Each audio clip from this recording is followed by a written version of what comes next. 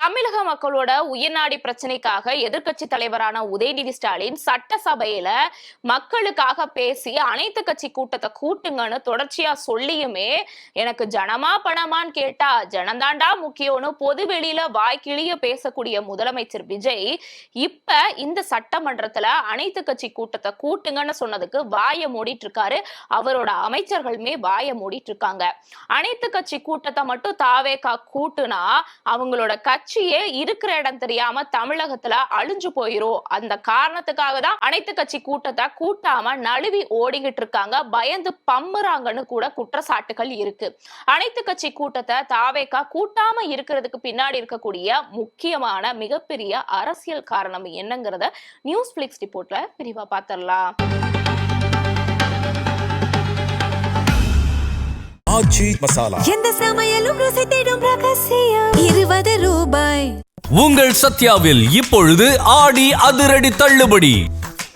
டயா booster சுகரை control பண்ணும், உங்க ஆரோக்கியத்தை மீட்டு தரும். சர்க்கரையை கட்டுப்படுத்துறதுக்கான எளிமையான வழிமுறை, இயற்கையான வழிமுறை. அனைத்து மருந்து கடைகளிலும் கிடைக்கும். தமிழகத்துல நடந்து வந்துட்டு இருக்கக்கூடிய சட்டமன்ற கூட்டத்தொடர்ல எதிர்க்கட்சி தலைவரான உதயநிதி ஸ்டாலின் மக்களோட நலனுக்காக கர்நாடக தமிழக பிரச்சனையை தீர்க்கிறதுக்காக தமிழகத்துக்கு தண்ணிய கர்நாடகத்திலிருந்து வாங்குறதுக்காக அனைத்து கட்சி கூட்டத்தை கூட்டுங்க, உங்களோட ஈகோவெல்லாம் தூக்கி போட்டுட்டு மக்கள் நலனுக்காக கொஞ்சமாவது சிந்திங்கன்னு சொல்லி பகிரங்கமா எதிர்க்கட்சி தலைவரான உதயநிதி ஸ்டாலின் சட்டசபையில தொடர்ச்சியா பேசினாலுமே அதுக்கு முதலமைச்சர் விஜயோ அவரோட அமைச்சர்கள் பொதுவெளியில வாய்க்கிலேயே பேசுவாங்களே, அமைச்சர் நிர்மல்குமார், அமைச்சர் ஆதவர்ஜுனா உட்பட புஷியானந்த் உட்பட யாருமே அதுக்கு பதில் சொல்லாம சுத்தி விளைச்சு வெவ்வேறு விதங்கள்ல தான் பதில் சொன்னாங்க. அதுவும் அனைத்து கட்சி கூட்டத்துக்கு பதில் சொல்ல சம்பந்தம் இல்லாம பேசி அந்த பிரச்சனையை திசை திருப்புற வேலையில தான் சட்டசபையிலுமே இந்த அமைச்சர் ஆதவர்ஜுனாவும் அமைச்சர் நிர்மல்குமாரும் பண்ணி வந்துகிட்டு இருந்தாங்க. இந்த சூழ்நிலையில உதயநிதி ஸ்டாலின் வேலிடா சில பாயிண்ட் வச்சாரு. அது என்னடா, கர்நாடகால கரெக்டா ஜூலை 11ஆம் தேதி நிர்மலா சீதாராமன கர்நாடகாவை சேர்ந்த முதலமைச்சர் டி.கே. சிவகுமார் சந்திச்சாரு. அடுத்து ஜூன் 12ஆம் தேதியே ஜல் சக்தி அமைச்சர் நீர்வளத்துறை அமைச்சரை சந்திச்சாரு. அதுக்கடுத்து ஜூலை 27ஆம் தேதியே நீர்வளத்துறையோட இணை அமைச்சரை சந்திச்சாரு. அடுத்து ஜூலை 27ஆம் தேதி, அதாவது அதே தேதியிலேயே அனைத்து எம்பிகள் கூட்டத்தை கூட்டினாரு. அடுத்து ஆகஸ்ட் 2ஆம் தேதியே அனைத்து கட்சி கூட்டத்தை கூட்டினாரு. இப்படி வெவ்வேறு வடிவங்கள்ல முயற்சி எடுத்து கடைசி அனைத்து கட்சி கூட்டத்தை கர்நாடகா பண்ணி முடிச்சிருச்சு. மேகதாது அணை கட்டுறது தப்புன்னு தெரிஞ்சுமே அவங்க இவ்வளவு ஸ்ட்ராங்கா பண்றப்ப நீங்க ஏன் இங்க அனைத்து கட்சி கூட்டத்தை கூட்டாம பயப்படுறீங்கன்னு ஓப்பனாவே எதிர்க்கட்சி தலைவர் உதயநிதி ஸ்டாலின் மக்களின் குரலா கேட்டுட்டாரு. அப்படி கேட்டுமே இந்த தாவேகா அரசு அதுக்கு பதிலளிக்காம எப்படி திசை திருப்புவாங்களோ ஒவ்வொரு பிரச்சனையும் அதே மாதிரி திசை திருப்பிட்டு இருக்காங்க. அதே வேலையை தான் பண்ணிட்டு இருக்காங்க. சரி, அனைத்து கட்சிய கூட்டத்தை இந்த தாவேகா அரசு கூட்டாம இருக்கிறதுக்கு பின்னாடி இருக்கக்கூடிய ஒரு முக்கியமான அரசியல் காரணம் என்ன? அனைத்து கட்சி கூட்டத்தை மட்டும் கூட்டுனா இந்த தாவேகா அரசு தமிழகத்துல இருக்கிற இடம் தெரியாம அழிஞ்சு போயிருன்னு கூட சொல்லப்படுது.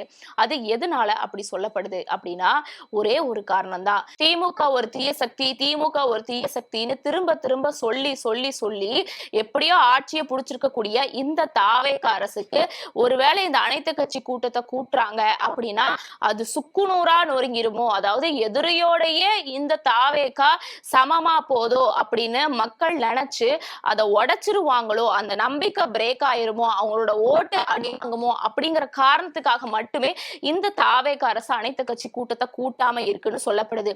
இது ஒரு காரணமா இருக்கு. அதாவது திமுக ஒரு தீய சக்தின்னு மட்டுமே சொல்லிட்டு இருக்கக்கூடிய அந்த திமுக தான் மக்கள் பிரச்சனைக்காக குரல் கொடுக்குது, மக்களுக்காக தொடர்ச்சியா களத்துல நிக்குது, மக்களோட பிரதிபலனா இப்ப சட்டமன்றத்துல நிக்குது.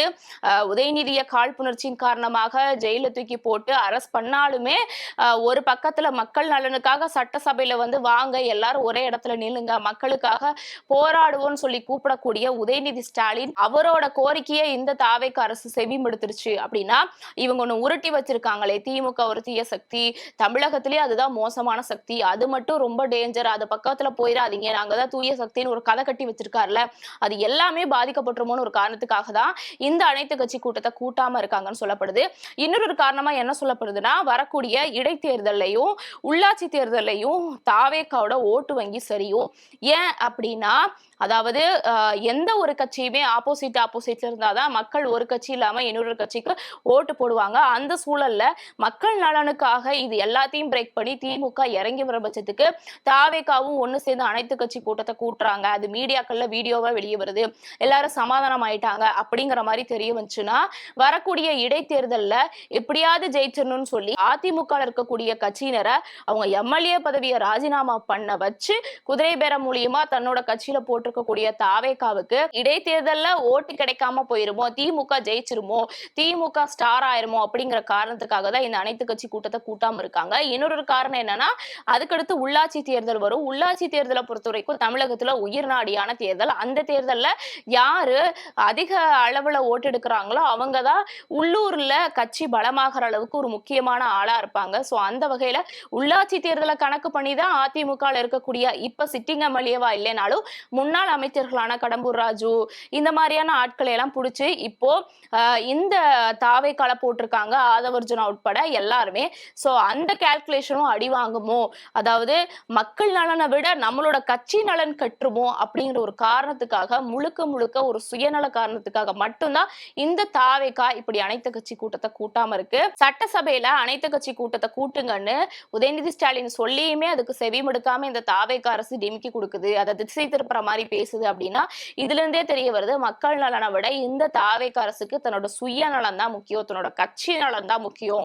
நம்ம எப்படி ஓட்டு வாங்கணுமோ அதை சதைக்கிற மாதிரி திமுக பண்ணுதோ அவங்கள பொறுத்த வரைக்கும் மக்கள் நலனை பத்தி யோசிக்கிறாங்க. நம்ம அப்படி யோசிக்கல, நம்ம ஆட்சி அதிகாரத்தை பத்தி மட்டும்தான் யோசிக்கிறோம். அது மக்களுக்கு வெளிப்பட்டுருமோ, மக்கள் உஷாராயிட்டாங்கன்னா நம்ம எப்படி ஓட்டு வாங்குறது அப்படிங்கிற காரணத்துக்காக மட்டும்தான் இந்த தாவேக்கா அரசு இந்த மாதிரி அனைத்து கட்சி கூட்டத்தை கூட்டாம இருக்கு. இன்னொரு காரணமாவே என்ன சொல்லப்படுது அப்படின்னா, பாஜக கொள்கை எதிரி, திமுக அரசியல் எதிரின்னு முதலமைச்சர் விஜய் சொன்னாரு.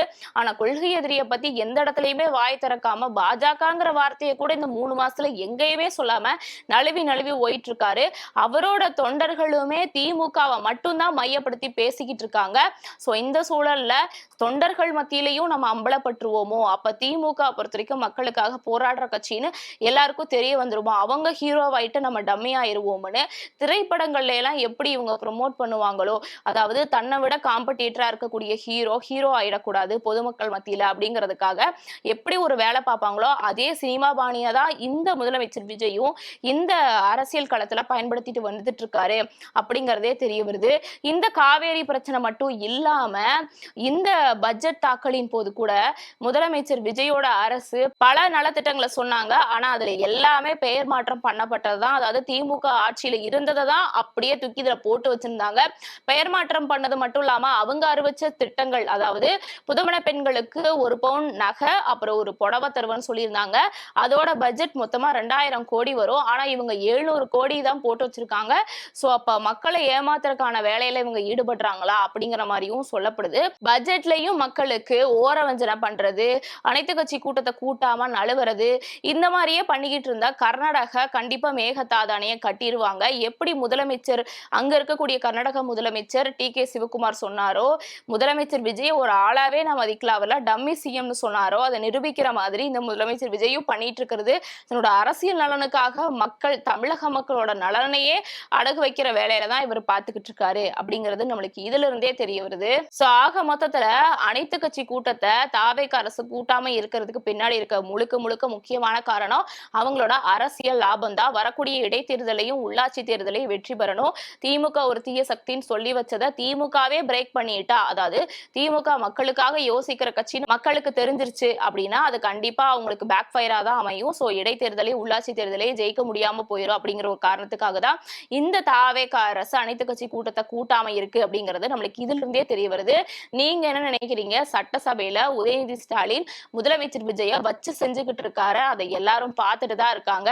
பேப்பரை பார்த்து படிச்சுக்கிட்டு இருக்காரு நம்ம முதலமைச்சர் விஜய். ஆனா அங்க பேப்பரையே பார்த்து படிக்காம ஓனா பேசிடுறது மட்டும் இல்லாம சரியான கவுண்டரா கொடுத்துக்கிட்டு இருக்காரு. சட்டசபை நிகழ்வுகளை பத்தி நீங்க என்ன நினைக்கிறீங்க? மறக்காம உங்களோட ஒப்பீனியன் கமெண்ட்ல சொல்லுங்க. நாளைக்கு வேற ஒரு வீடியோவோட சந்திக்கலாம். நான் சிலம்பு செல்வி.